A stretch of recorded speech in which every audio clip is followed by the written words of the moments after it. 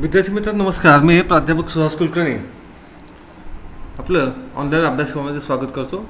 आपण HSC vocational म्हणजेच उच्च माध्यमिक व्यवसाय अभ्यासक्रमाच्या इयत्ता 12वीच्या ऑटोमोबाईल टेक्नॉलॉजी या विषयाच्या पेपर 3 म्हणजे वाहन सेवा तंत्रज्ञान आणि चालन कौशल्य या विषयाच्या प्रकरण क्रमांक 9ला आज आपण सुरुवात करतो आहे. प्रकरण क्रमांक 9 जे आहे ते म्हणजे सस्पेन्शन सिस्टीम. तर मित्रांनो, आपण पेपर फर्स्टमध्ये सस्पेन्शन सिस्टीमविषयी तरी माहिती घेतलेली आहे. या सस्पेन्शन सिस्टीममध्ये वेगवेगळ्या प्रकार आहेत. तर याच्यामध्ये आकृतीमध्ये एक प्रकार जो दाखवला आहे तो म्हणजे लिप स्प्रिंग. या मोठ्या वाहनांमध्ये जे हेवी व्हेकल्समध्ये या प्रकारची आपण सस्पेन्शन सिस्टीम वापरतो. त्यामध्ये आपण बघतोय की डिफरन्शियल केसिंग जे आहे ते केसिंगवर या ठिकाणी या लिप स्प्रिंग बसवले आहेत. या लिप स्प्रिंग ह्या फ्रेमला त्या ठिकाणी हिंज केले जातात आणि त्याच्याद्वारे चाकांमध्ये निर्माण होणारी कंपनी जी आहे ही याच्यामध्ये शोषून घेतली जातात. याला आपण रिजिड ॲक्सल सस्पेन्शन किंवा याला आपण कन्व्हेन्शनल सस्पेन्शन सिस्टीम असं म्हणतो. मोठ्या वाहनांमध्ये ही या प्रकारची सिस्टीम बहुतांशी वापरली जाते. तर जी छोटी वाहनं आहेत, कारसारखी वाहनं, तर अशा वाहनांमध्ये आपण इंडिपेंडंट सस्पेन्शन सिस्टीमचा वापर करतो. आता इंडिपेंडंट सस्पेन्शन सिस्टीम कशाला म्हणायचं, तर ज्या सस्पेन्शन सिस्टीममध्ये वाहनाच्या चाकापुरतीच ही सस्पेन्शन सिस्टीम काम करते, एकाच चाकापुरती त्या ठिकाणी सस्पेन्शन सिस्टीम काम करते, त्याला आपण इंडिपेंडंट सस्पेन्शन सिस्टीम असं म्हणतो. या सस्पेन्शन सिस्टीममध्ये इथं या आकृतीमध्ये आपण बघतो की अप्पर विशबोन आणि लोअर विशबोन असे याच्यामध्ये दोन भाग आहेत. त्याच्यामध्ये कॉईल स्प्रिंग आणखी शॉक ॲब्सॉर्बर या ठिकाणी बसवले आहे.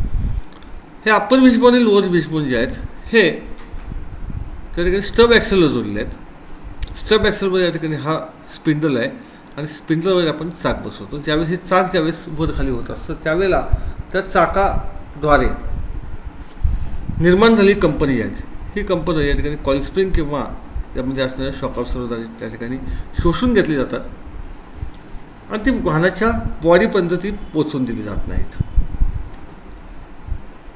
तर याच्यामध्ये एक आधुनिक पद्धत या ठिकाणी आपण आलेली इथं बघतोय, तर आपण म्हणतो MacPherson strut independent suspension system.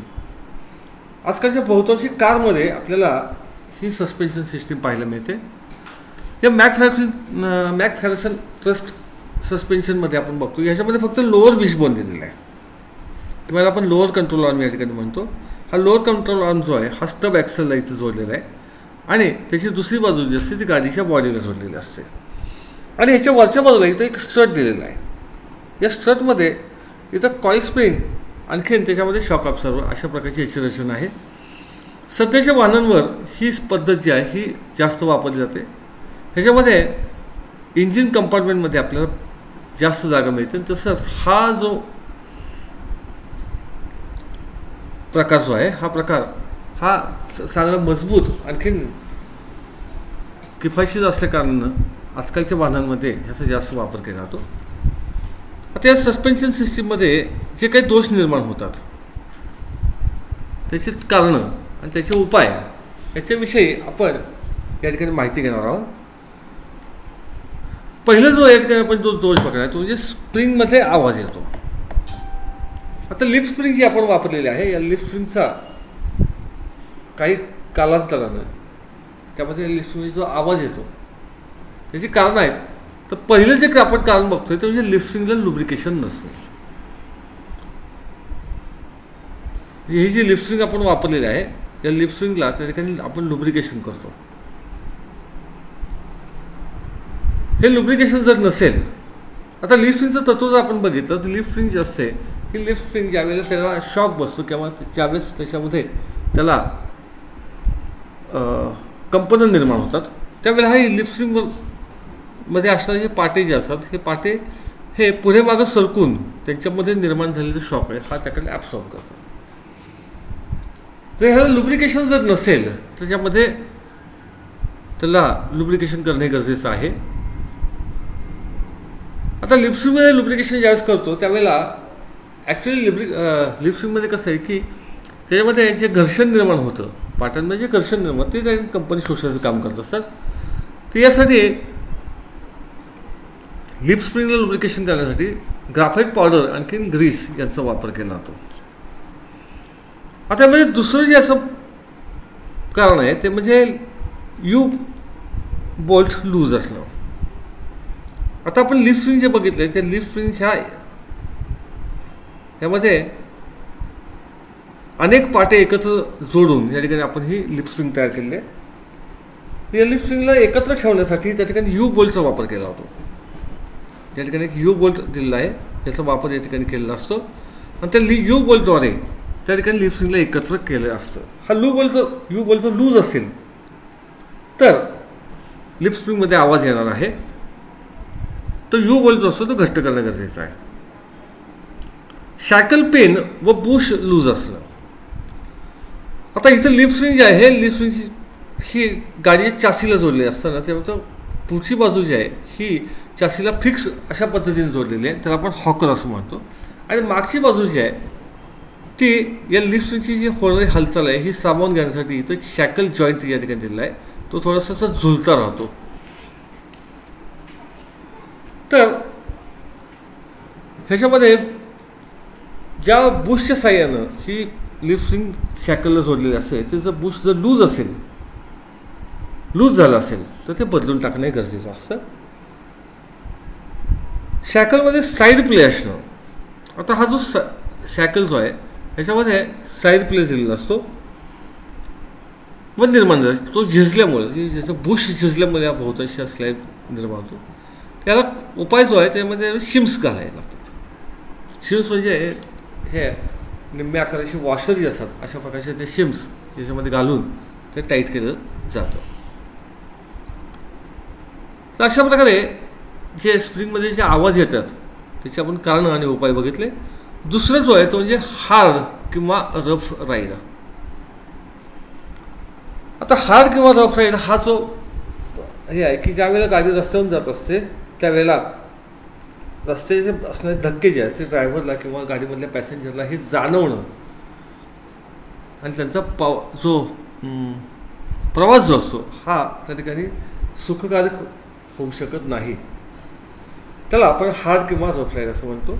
आता याची कारणं जी आहेत ते म्हणजे लिप स्प्रिंग गंजलेलं असणं. लिप स्प्रिंग जर गंजलेले असतील तर त्या ठिकाणी आपल्याला हा दोष हा निर्माण होतो. तर ही लिप स्प्रिंग जी असते ती स्वच्छ करून त्याला चांगल्या प्रकारे लुब्रिकेशन केलं तर हा दोष हा नाहीसा होतो.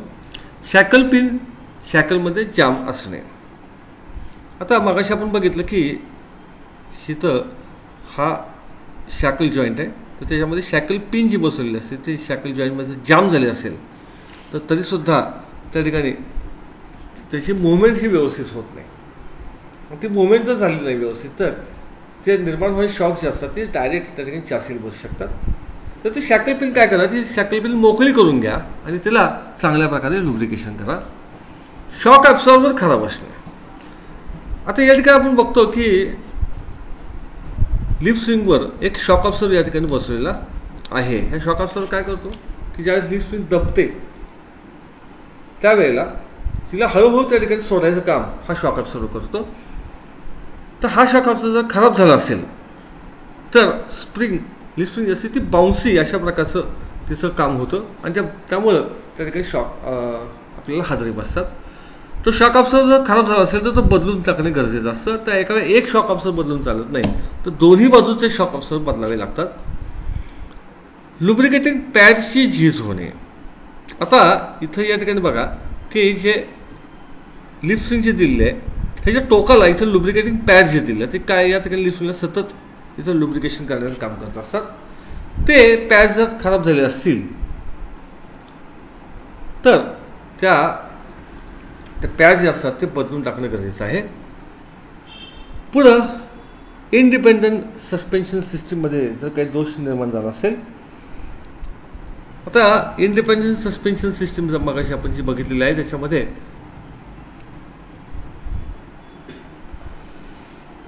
हे अशा प्रकारचे ह्या अप्पर विशबोन दिलं आहे, लोअर विशबोन दिलेलं आहे, की कॉईल स्प्रिंग दिलेली आहे, त्यामध्ये हा शॉक ॲब्सॉर्बर बसवलेला आहे.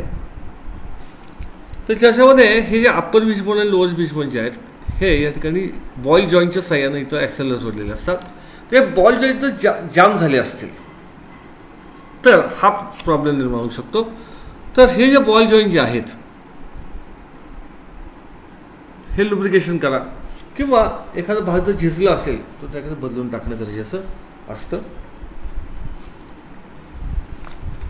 काही इंडिपेंडंट सस्पेन्शन सिस्टीममध्ये इथं टॉर्शन बार दिलेला आहे बघा.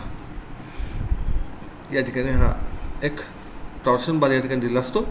हा टॉर्शन बारची ॲडजस्टमेंट जर बरोबर नसेल, म्हणजे या ठिकाणी त्याला जर दिलं जाणारं टेन्शन जे आहे हे टेन्शन जर बरोबर नसेल तर त्या ठिकाणी हे शॉक या ठिकाणी आपल्याला जाणवतात. तर ही ॲडजस्टमेंट जी असते ती व्यवस्थित चेक करा आणि कंपनीने सांगितल्याप्रमाणे ही ॲडजस्टमेंट करणं हे गरजेचं असतं. यानंतर पुढचा जो दोष आपण जो बघणार आहे तो म्हणजे व्हेकल स्वे. यालाच आपण गाडीची बॉडी डावीकडे किंवा उजवीकडे दबणे असं म्हणतो. लिप स्प्रिंग फ्लॅट होणे, म्हणजे या ठिकाणी आपण बघतो की ही लिप स्प्रिंग जी असते या लिप स्प्रिंगला थोडासा गॅप भाग दिलेला असतो, त्याला कॅमरिंग असं म्हणतात. तर बऱ्याच वेळेला कसं की जादाचं वजन लादलं असेल किंवा त्या ठिकाणी लिप स्प्रिंग जर जुन्या झाल्या असतील तर त्यांच्यातला लवचिकपणा नाहीसा होतो आणि ती स्प्रिंग हे फ्लॅट होते. आणि स्प्रिंग जर फ्लॅट झाली तर त्या ठिकाणी हा दोष हा निर्माण होतो. तर व्हेकल स्वे या दोषामध्ये जर ही लिप स्प्रिंग जर सपाट झाली असेल तर तिला कॅमरिंग करा, म्हणजे त्याला थोडासा अर्धवर्तुळाकार आकार हा दिला जातो, तसं तो आकार त्याला देणं गरजेचं असतं. लिप स्प्रिंग कमकुवत झाली असेल तर लिप स्प्रिंग जर कमकुवत झाली असेल तर वाहनाची बॉडी असते ती एका बाजूला ही नेहमी झुकते. तर लिप स्प्रिंग कमकुवत झाली असेल तर ती बदलण्याशिवाय त्याला पर्याय राहत नाही. लिप स्प्रिंगमधील एखादा पाटा तुटला असेल तर, आता या ठिकाणी आपण मगाशी बघितलं की लिप स्प्रिंगमध्ये या ठिकाणी अनेक पाटे एकत्र करून या ठिकाणी ही लिप स्प्रिंग तयार केलेली असते. त्यातला एखादा पाटा जरी तुटला असेल तर तरीसुद्धा या ठिकाणी आपण बघतो की ही गाडी असते ती डावीकडे किंवा उजवीकडे ही झुकते. ज्या बाजूला पाटा तुटला असेल त्या बाजूला ती झुकते.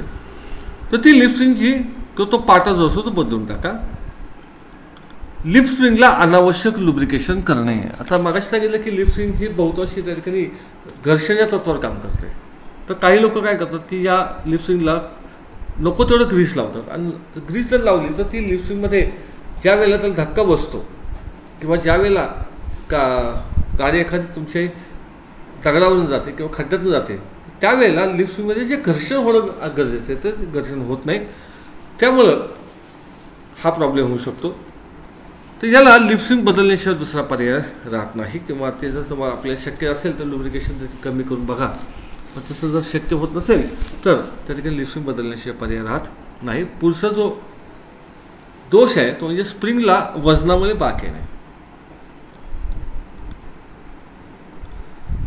आता सततच्या वापरामुळे जर वाहनाची एका बाजूची स्प्रिंग जर कमकुवत झाली असेल तर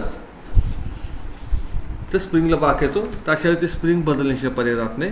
दुसरं, लिप स्प्रिंगचे पाटे तुटले असेल तर पाटे बदलून टाकावेत.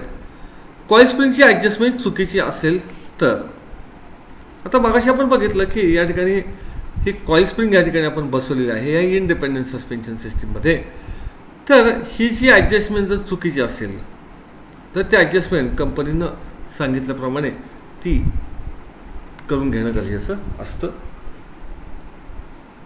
त्यानंतर पुढचा जो दोष आहे तो म्हणजे स्टेअरिंगची अडचण किंवा वाहन स्टेअरिंग करणं हे अवघड जातं.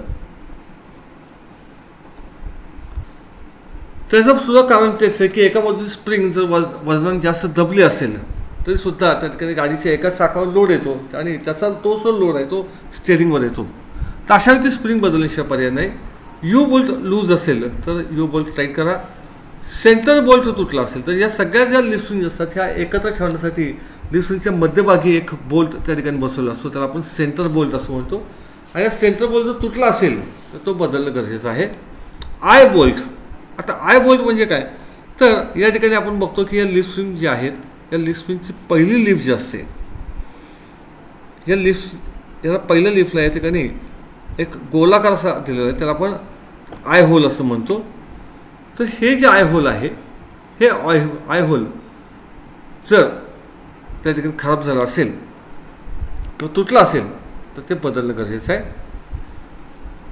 गाडावरील शॉक अब्सॉर्बर गाडीवरील त्या ठिकाणी खराब झाला असेल तर शॉक अब्सॉर्बर हा बदलावा. पुढचं जो दोष आहे तो म्हणजे फ्रेम व बॉडीमध्ये वाकडे पण आले असेल तर शॅकल किंवा हॉकरमध्ये जी बुशिंग जे दिलेली आहेत त्या बुशिंगची झीज झाली असेल तर फ्रेम ही वाकडी झाल्यासारखी दिसते, तर ते बुशिंग जे असतं ते बदलणं गरजेचं आहे. शॉक अब्सॉर्बर जर खराब झाला असेल, म्हणजे वजनांच्या ठिकाणी शॉक अब्सॉर्बर जर दबत असेल तर तो शॉक अब्सॉर्बर बदलण्याशिवाय पर्याय नसतो. तिसरं जे आहे ते टॉर्शन बार व स्प्रिंग तुटणे. तर इंडिपेंडंट सस्पेन्शन सिस्टीममध्ये आपण बघितलं की कॉईल स्प्रिंग किंवा त्या ठिकाणी टॉर्शन बार जो दिलेला असेल तो जर तुटला असेल तर तरीसुद्धा गाडीची फ्रेम ही त्या ठिकाणी वाकडी होण्याची शक्यता असते. तर मित्रांनो, असं या 9वं प्रकरण जे आहे सस्पेन्शन सिस्टीम, याच्यामध्ये जे एक जे दोष निर्माण जे झालेले आहेत त्याची कारणं आणि उपाय ही आता आपण बघितली, ही आपल्या सगळ्यांना समजली असतील असं मी समजतो आणि थांबतो. धन्यवाद.